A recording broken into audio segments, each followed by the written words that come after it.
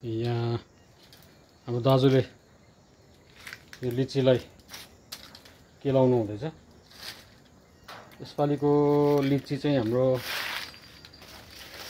एकदमै पुरा फलेको थियो, बेसी थियो, बाँदरलाई पनि पुग्यो। सबै बेला पुगेर चाहिँ यही लिची हेर्नुहोस् न, एकदमै छ। यो अलिकति सावर अमिलो भएको कारणले त्यति हामीले यसलाई बेच्न रुचाएनौँ।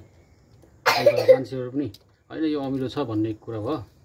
लु त्यसो भए अब यसपालि नबेचौँ लिची भनेर चाहिँ हामी चाहिँ यसलाई खोस्ट्याउने, यसलाई यो बोक्रा निकालेर यहाँ दाजुले निकाल्नु हुँदैछ। यसको बोक्रा यसरी निकालेपछि चाहिँ अन्त हामी यहाँनिर यसो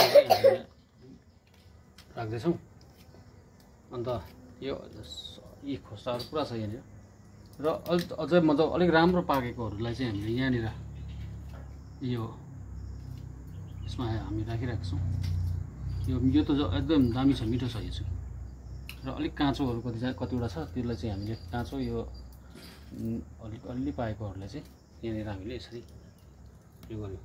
अब यसको चाहिँ के प्रोसेस गर्ने त भन्ने कुरा तपाईँलाई भन्नुपर्दाखेरि यसलाई चाहिँ हामीले वाइन बनाउने सोचेका छौँ।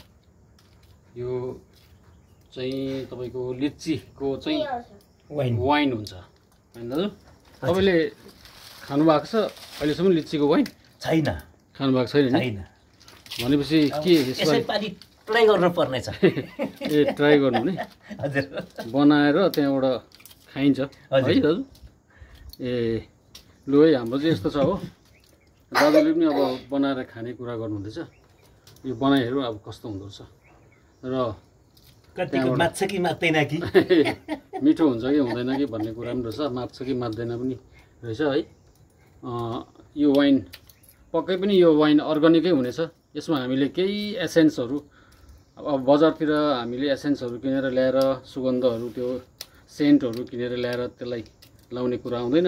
हाम्रो चाहिँ यहाँ चाहिँ अरिजिनल मर्चा हाल्ने हो, के हाल्ने हो, त्यो अरिजिनल पाराले जसरी बनिन्छ वाइन त्यसरी बनाउने। अन्त यसको हेरौँ, म तपाईँहरूलाई भोलि पर्सि यसको पनि म त्यसको त्यो भिडियो लिएर म तपाईँलाई देखाउनेछु। हुन्छ, थ्याङ्क यू।